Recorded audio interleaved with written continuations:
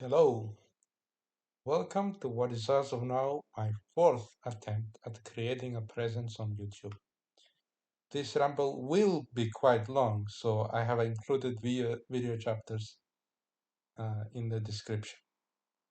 And I will start this new attempt with a confession. I jumped into this piranha infested pool. That is YouTube guns blazing without taking the time to properly acquaint myself with the fundamentals. This is me dipping my toes into this proverbial pool. This is me cleansing myself of my online sins before jumping into it once more. What better way to do that than by getting a taste of my own medicine? That's right, I will be follow policing myself. I will be excluding my mutuals, or moods, as they say in Twitter lingo, because some of them have private accounts, and frankly, they're not that interesting. Sorry, guys. Before I get into this, however, I want to clarify a few things. Firstly, what kind of content is to be expected of this channel? In short, this will be a channel where I will basically document things that interest me. Now, what interests me changes quite frequently. I cannot guarantee that the output will be particularly interesting or high quality. As a matter of fact, expect the type of rambling that you're witnessing right now, but in a slightly more organized format. Now, what that video might be might range anything from random commentaries, reviews, gaming videos, to anything in between. And of course, for both of our sakes, my rambling monotonous voice is something everyone will have to get used to. Now, let's stop beating around the bush and get into the wonderful world that is MC Talk's content. Now, starting from my most recent follow is this fella. His name is Jonas. And this guy, he basically does YouTube videos, but his most recent YouTube video is a Marxist analysis of a Batman movie. I'm not really paying attention to what he's saying. Now, on to the second user that I most recently followed. This is Minecraft Humor. This is basically an internet fossil. This is an archaeological discovery. This account was created in June of 2012, as you can see there. And from what I can tell, it was basically abandoned around that time. And absolutely nobody paid attention to it up until really recently when it somehow got attention from Twitter. Okay, so next up we have Fredda. This guy, he makes YouTube videos. And I found him, I think it was through Twitter, I'm not quite sure, but pretty sure it was Twitter. He got suspended for threatening to kill someone or something like that, and this is his new account. And this guy, he has that aura about him. I don't know how to describe it. He has that like annoying online leftist sort of vibe to him, which I guess is something. But I enjoy his content. I think it's quite insightful. Okay, so next we have unsecured CCTV cameras. And I think you might need to sit down for this one. But this account posts unsecured CCTV cameras.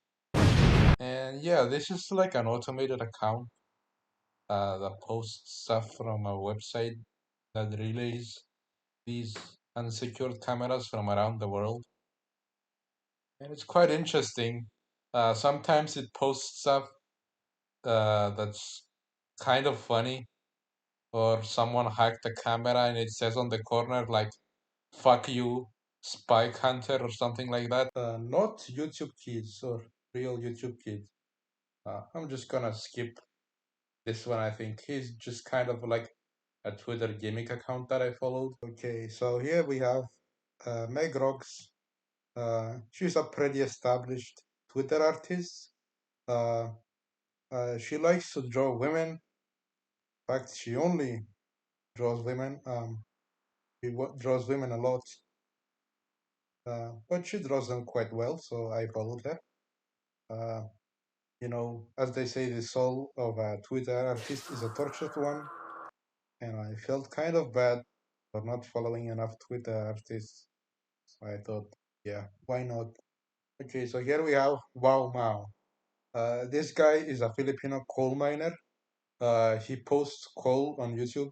I like following these coal posters because they occasionally drop some funny tweets, or they just kept getting bullied by Twitter, and it's kind of funny. I think bullying is funny.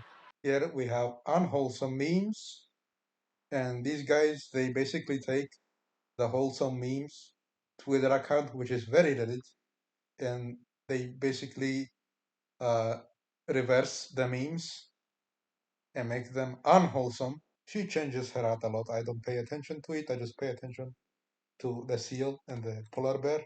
I think they have names, but I don't care. Uh, this account is like the only Twitter poster that I do not regret following. It's basically like a Russian roulette, and she's kind of a Rushaboo, so it makes sense. Uh, you just do not know what will show up in your timeline if you follow her. And trust me, it says she has 62,000 tweets. She does not have 62,000 tweets. She, at this point, I think she has like over 1,000,000 tweets, which she deletes most of them. And her retweets are just as unpredictable. Sometimes she retweets seals or whatever that is. Sometimes she retweets like uh, art or the temperature maps. This account, I think, is kind of like reflective of the human condition. This account is about wanting Brian to return to Family Guy. This is another one of those Twitter fossils, as I like to call them, because Brian is back. It's a big day for Brian cells. Brian Bros, we are so back. BCS/Breaking Bad struggle tweets is an account that posts whatever this is. It stopped posting in August. Yeah, for some reason, a lot of Breaking Bad or Better Call Saul accounts kind of fell off around this time because Better Call Saul ended and they just kind of disappeared off the face of the earth. Yeah, it's over basically uh, for Soul Bros and Heisenberg Bros. It's all over. Hbomberguy. The Right Opinion is YouTube commentary videos taken to an art form because let's face it, YouTube commentary videos are like the lowest common denominator of YouTube content.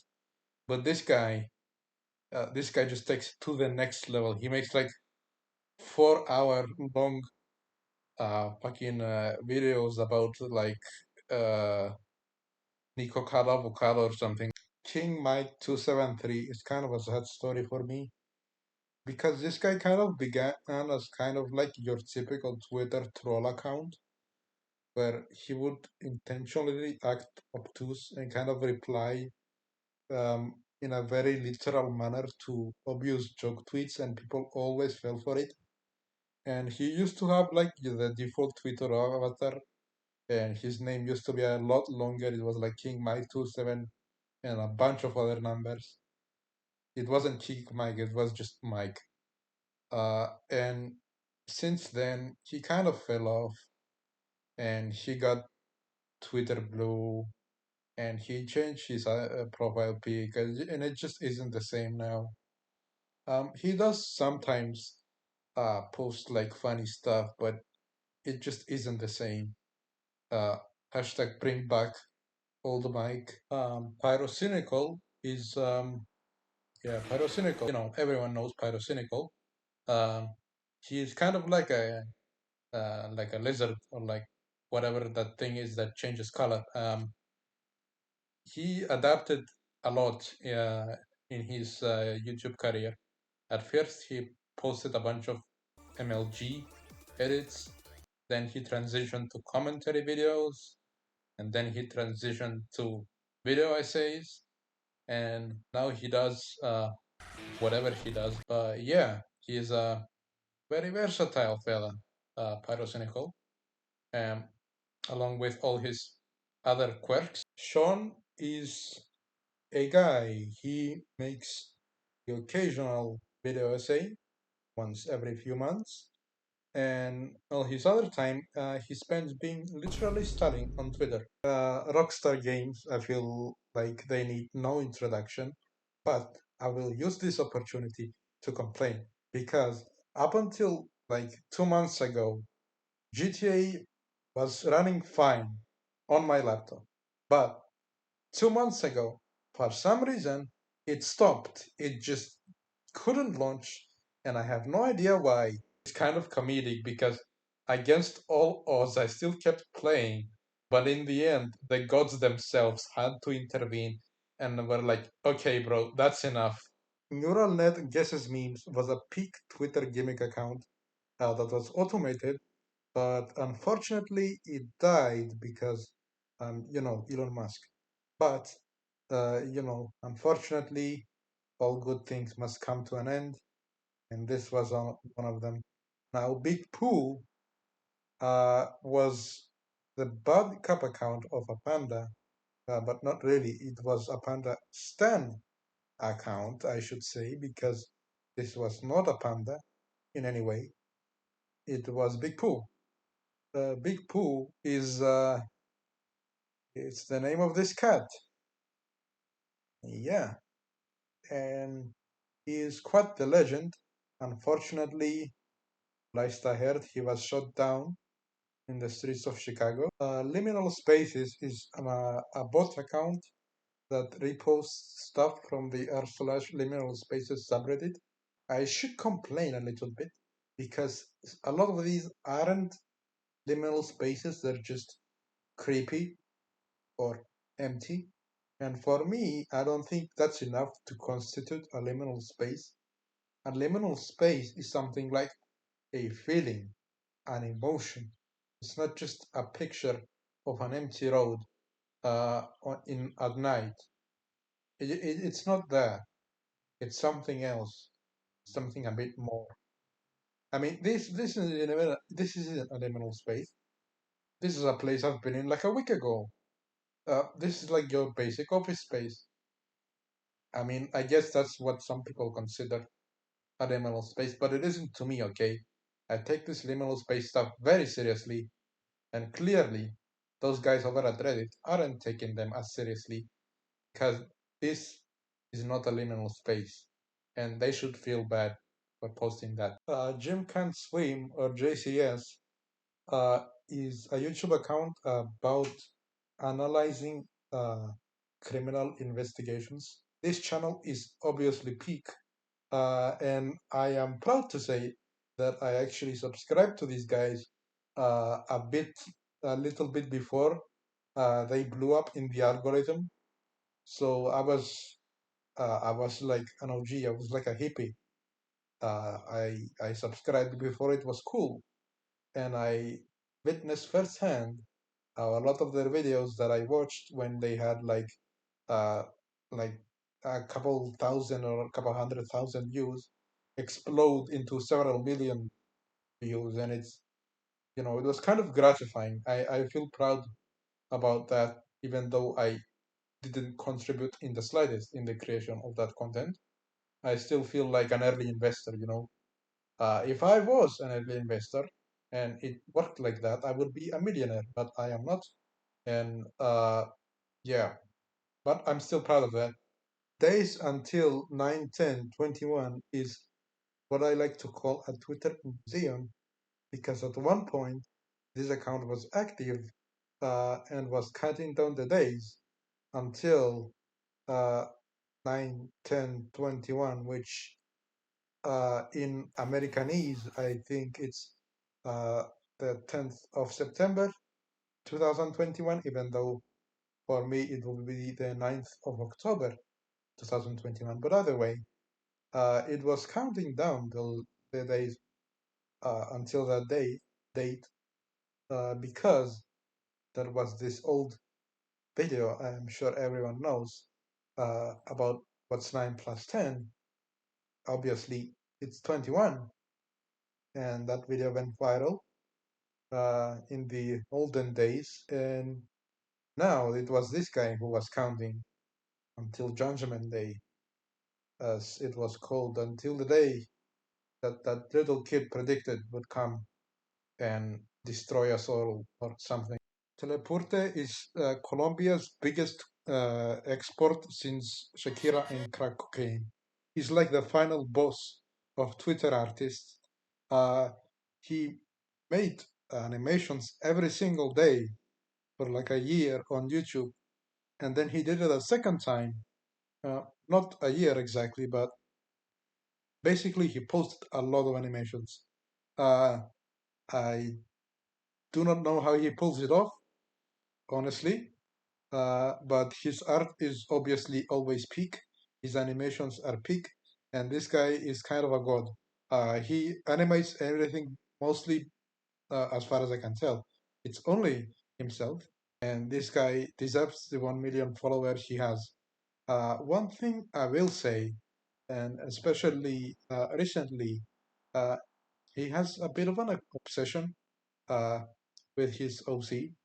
As a matter of fact, it's all he ever posts recently. Uh, but you know, we all have our demons. Burhac is a Hungarian former GTA 5 speedrunner. Galaxy Life is a game that used to be available on Facebook, and it was kind of like a proto Clash of Clans. And if you look at it, I mean, everything in it is basically Clash of Clans copied to a T.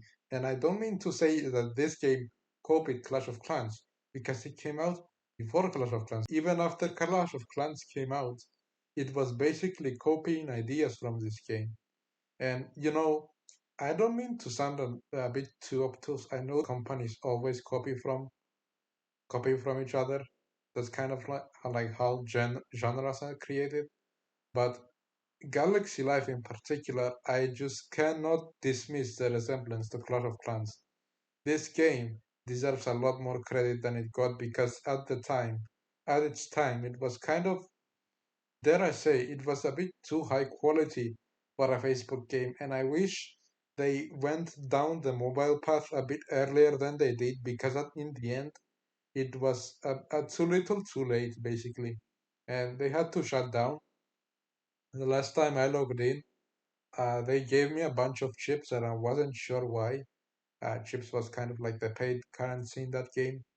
But apparently it was because the game was shutting down, and I never got the chance to spend those chips, sadly. But some guys bought the IP of Galaxy Life and are actually reviving this game as we speak, and that is a fate that's a little bit too fortunate for a Facebook game, because all the other Facebook games that I played are basically confined to history. The only thing left of them is like one guy filming filming footage on his phone, and that's basically all their legacy. But this game clearly had some fans, and I'm glad it came back. CrazyPenguinWar is another Facebook game. This was a turn-based game that was basically everyone had a different weapon, and they had to kill each other, and they were penguins. I do not remember that much about it, but I do remember spending hours playing, and I think that's enough for me to rank it as peak. Regular Car Reviews is a channel that does car reviews of mostly regular cars. I say mostly because it does review some wacky cars, which is a bit of false advertising. But anyway, the channel itself, I'm sure some people are accustomed to, because it is quite infamous in the car guy sphere. Uh, I myself just like listening to these guys because they're kind of wacky, and they use a lot of philosophical terms to describe mundane cars. Strigid Development is a Roblox game development studio that makes a game called Southwest Florida, and the game is about driving around in Southwest Florida, and yeah, that's pretty much it. SimplySarc does Minecraft videos, but he does them with like a cool kind of minimalistic aesthetic. Trashman John is the Instagram OG. This guy is quite funny. Uh, I think he's like naturally charismatic, and I think it's a shame that he lost most of his audience from all those suspensions. He also does live streams, but obviously it doesn't get that many views because no audience. StevenOgg, also known as Trevor Phillips. This guy is Trevor Phillips. He plays Trevor Phillips in GTA 5. He's the GTA 5 guy that is Trevor Phillips, and most of you know him as Trevor, and he is Trevor. And yeah, uh, if you ever meet this guy, he really likes being called Trevor. That's like his favorite thing. If you call him Trevor, he will react very nicely and positively. If you say to him, "Hey, Steven, can you act like Trevor for me?" He will say, "Sure, buddy," and he will act like Trevor for you because that's what he loves doing, and that's what everyone should tell him to do. Panta is one of the OG YouTube call posters. His most popular video is Ugandan Knuckles. It's Funky Monkey Friday posts this specific video about it being Funky Monkey Friday. I think I followed it because Corpse Husband used to do narrations of Reddit stories, specifically Reddit scary stories. He has like this very characteristic voice, and it caused him to get a lot of fun girls when he started playing Among Us. It's kind of sad, really, because I kind of miss his OG content. He doesn't post anymore, but I guess he still has his music, so that's something going for him. UnderTale is, as it says, the official account of UnderTale and Deltarune. And one interesting tidbit about this account is I was visiting Twitter one day back when I wasn't that active on Twitter, like at all, better days. But anyways, I logged into Twitter one day and I see that the Undertale account is posting suspiciously often. And I'm like, okay, that's something's not right. Why are they posting so much? And I check and it's just kind of like cryptic text going over and over about some sort of conversation. I don't remember exactly what it was. But I'm like, no way, is there like an update of some sort? And I just kind of start spamming memes like everyone else is doing. And turns out that was the release of Deltarune. I actually witnessed the release of Deltarune as it was happening completely by accident. I do not remember why I even logged in at that specific time in that specific day, but it turns out Deltarune was being released, so I guess it kind of worked out. And I was one of the first people to actually play and I think complete Deltarune as well. I completed it basically like 2 days. It was quite short, it was like the first chapter. But yeah, and funny story, even when the second chapter came out, I think I also witnessed them posting about that, but I didn't end up playing the second chapter for various reasons. One of them being that I intended to make a video on it first, but that was 2 years ago and I still haven't made a video on it. So Toby Fox, the legend himself, the indie game legend, one of the few successful Kickstarter campaigns that was actually worth bothering about. This guy, um, he's like the god of indie game developers. Notch, we don't talk about Notch. This guy deserves the crown or the top hat, I guess. Bathroom is your typical early Twitter name snipe, but with one crucial difference. You see here, um, in September 12, 2007, Bathroom tweeted, "Welcome to the bathroom." That is their only tweet, and it was tweeted like 6 months after the account's creation. So someone created this account, left it to idle for 6 months, logged back in, tweeted welcome to the bathroom, and then just never showed up again. What was their plan? Bravi1322 is GTA YouTuber. He does races, so he isn't exactly a GTA YouTuber, but he basically is. He does some other racing related gaming stuff, but mostly GTA. One thing about him is like he's an old school YouTuber. His content is always very consistent and he always just does the same stuff. And I kind of like that. Honestly, it's kind of a change of pace from, your typical modern day gaming YouTuber, which has a lot more variety. But honestly, variety isn't always what I desire. Like sometimes you just need to have someone play the same thing over and over again. And of course, there's some variations. There's a bunch of different challenges that he does, but generally speaking, he's always been kind of consistent, and his fan base is also always consistent. It's mostly the same people, and it's kind of a close knit community, which kind of makes it awkward because he streams, and when you pull up to his stream, everyone has like 27 different badges and was subbed for like 50 years. And I'm just there like a broke ass with no badges. Like, hey guys, what's up? Trying to blend in. He thinks we can't see him. Images that precede unfortunate events is a gimmick account run by the YouTuber Thar9. And one thing I like about this account, even though it's kind of dead right now, but one thing I liked about it is that he doesn't really sell out, like at all. He doesn't sell out. And one thing about it is that he obviously has a YouTube channel and he's getting the bag from there. And so he also has kind of a reputation to maintain. So he doesn't like post OnlyFans ads or anything of the sort. What a lovely couple. I sure hope nothing bad happens to them. Things that happened before Yandere Simulator.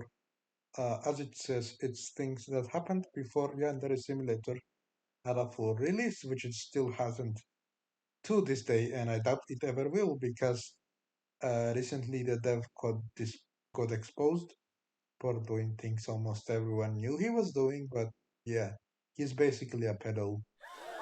I know, guys, it's quite a shocker. The respectable Yandere dev is a pedophile, unfortunately. There's only so much you can joke about Yandere dev before it starts to get stale, and I think that's kind of why most people kind of forgot about him because yeah, he's a bad person, but like, okay, what's next? I think one funny thing about it is when his Reddit got hacked and by one of the mods, I think it was uh one of the discords that was associated with him kind of became like Hitler's top guys eventually because they got tired of making fun of Yanderedev. And I think like that kind of sums it up because even though Yanderedev was like or is he's still alive unfortunately, but even though Yandere is a bad person, making your whole personality or like basing your whole personality around making fun of him isn't exactly the most, normal person thing to do. And I think that kind of sums it up what happened after the Reddit got hacked. Because the people making fun of him were just people looking for a lol cow instead of people like genuinely concerned. I mean, there's people that were genuinely concerned. But mostly they were people looking for a lolcow, and they found one in the form of Yandere, which well, pretty much in every respect deserved the hate he got. But yeah, give it up for day 15 is a gimmick account that posts or was supposed to post every month on the 15th this image of Mr. Krabs with a bell from an episode of SpongeBob uh, where they worked for several days in a row and kind of got insane slowly. But uh, unfortunately, after the API changes, this guy just kind of forgot to update the account. The last time he posted was 2 months ago by this point, and I fear that he will not post again. DarkViperAU, famous GTA 6 voice actor.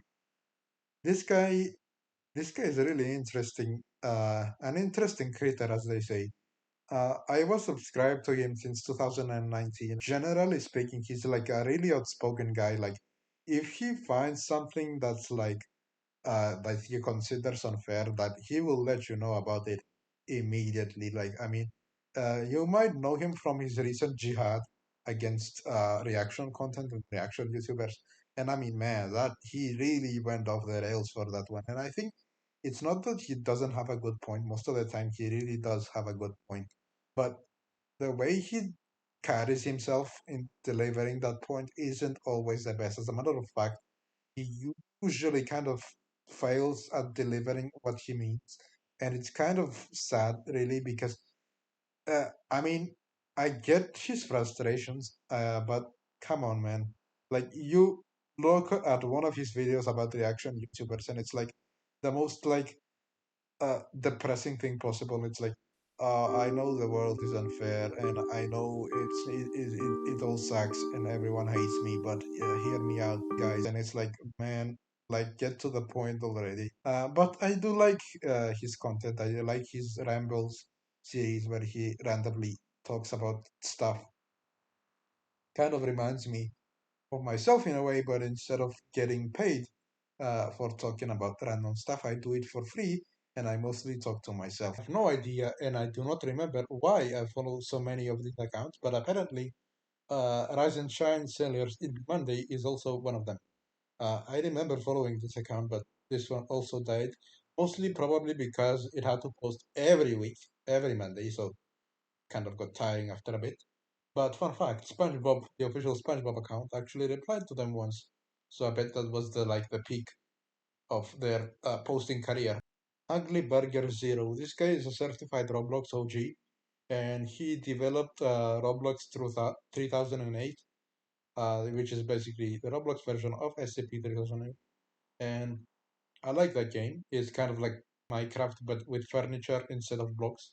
And yeah, he's a pretty good developer. I think he develops mostly on his own, and he's like 17 or something. So that's really impressive, really.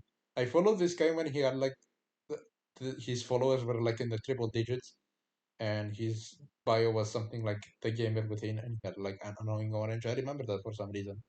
What his profile looked like when I followed him. But yeah, he's a pretty cool guy. Adopt Me is a Roblox game about adopting and raising pets and earning money for it. Do not judge me, this game.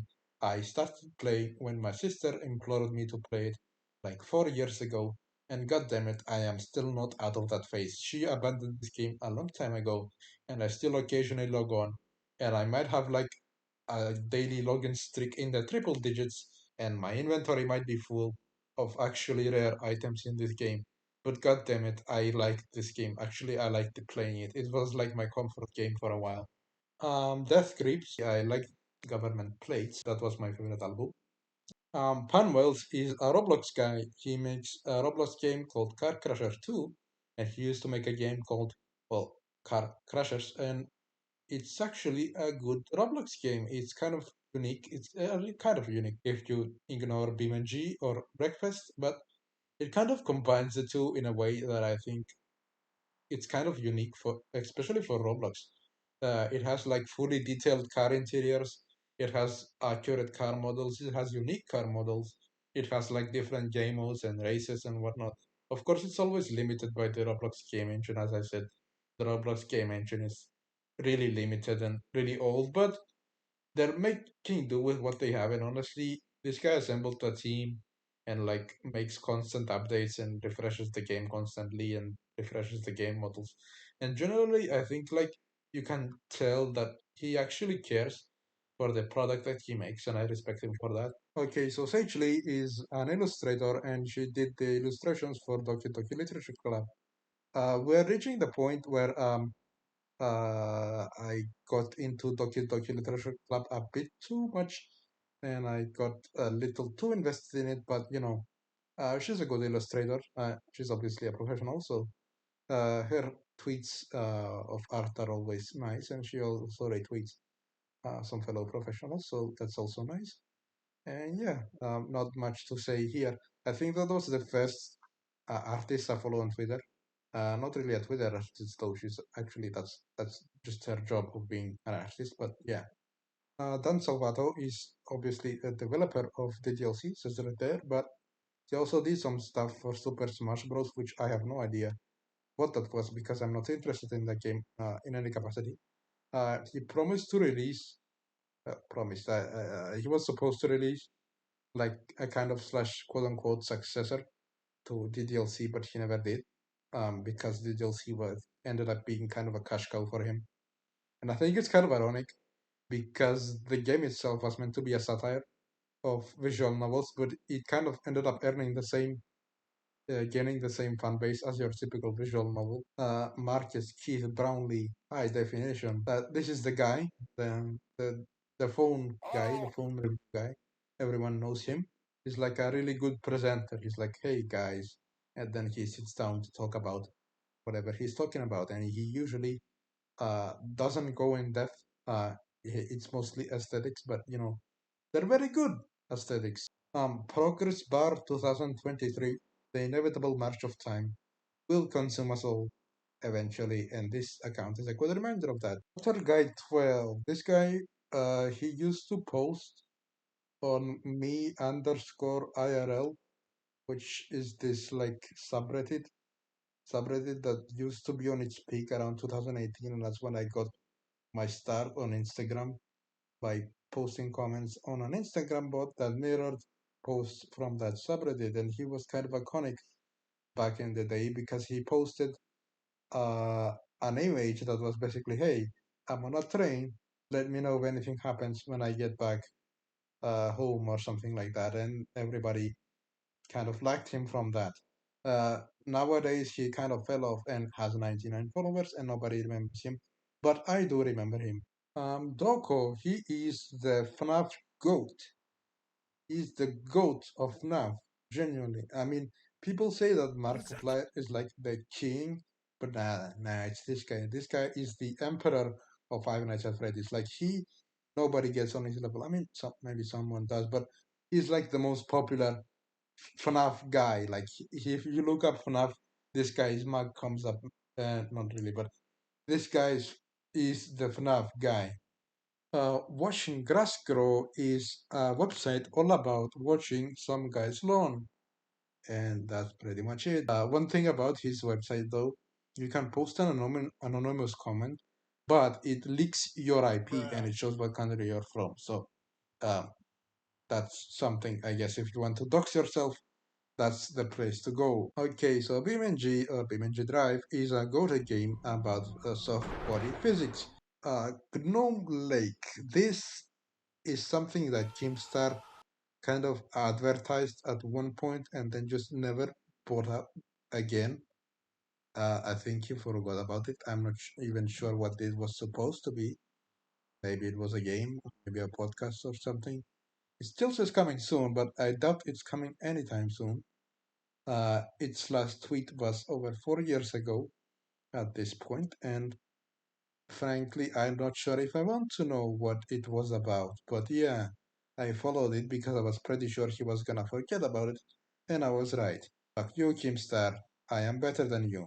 Although that's not a very high bar to clear, to be honest. Alright, so launcher is a launcher. You see what I did there? See? Launcher, and it's a launcher. The launcher is pretty good. I don't currently use it because it keeps releasing new versions that are basically cut down versions of the previous version, and it's kind of pointless. Like, why? And it's always in beta and it's never finished. But the retweet bot 5000 is a bot specifically made to retweet tweets from the shitpost bot 5000 that reach over 1,000 likes. Retweet bot 5000 stopped posting. So now, if you want to find the occasional sentient shitpost bot 5000 post, you have to go to the actual shitpostbot 5000 Twitter account. Okay, so the least used emoji bot is a bot that catalogs the least used emoji, or at least it used to catalog the least used emoji because it stopped around 3 years ago now, which is unfortunate, but when it was active, it was a fierce war. I mean, people were constantly spamming the least used emoji, so they made their favorite least used emoji not be the least used emojis. It was kind of crazy, actually, how heated the battles got for the least used emoji. Type of guy who says this in a very enthusiastic manner. A pink guy.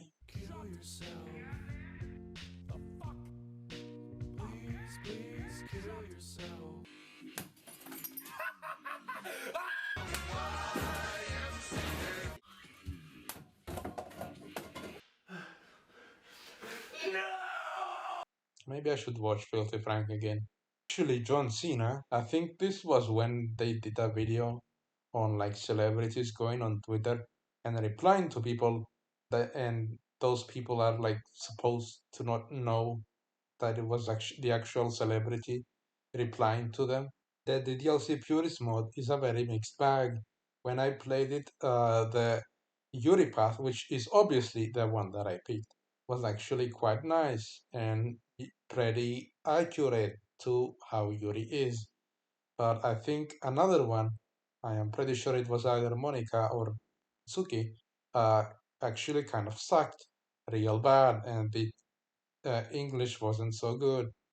But you know, the Yuri path was good. It had some good CGs, and it was genuinely a good mod that I think a lot of time was put into, even though it was kind of a mixed bag in the end. Rebel Guy is a Minecraft YouTuber that used to play on Mineplex before it fucking blew up. He played until like 2017, I think, and then he suddenly stopped uploading. He basically vanished without a trace, and then he miraculously came back like 5 or 6 years later. Team Salvato is the game studio behind Doki Doki Literature Club. There's a bunch of merch still being on sale, which is quite surprising. They're shilling their merch still to this day. Some people just can't let go of this game, I guess. I thought about buying the DLC merch.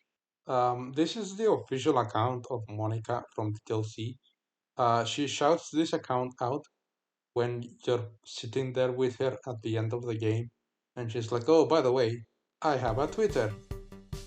Bill Burns is a guy that makes music and is most known for stuff that isn't music. Dano Oct 1, most of the time he does like videos where he sets up his camera in front of the screen of an old computer and watches malware go to town on it, and it's kind of fun. What Pulse is a website that I joined that is all about counting how many keys and clicks you. I think I'm like 22 million keys and counting at this point. It counts everything from keys to clicks to uptime of your laptop to how much data you downloaded. I will put up a referral link, and I have a referral link in my link tree as well.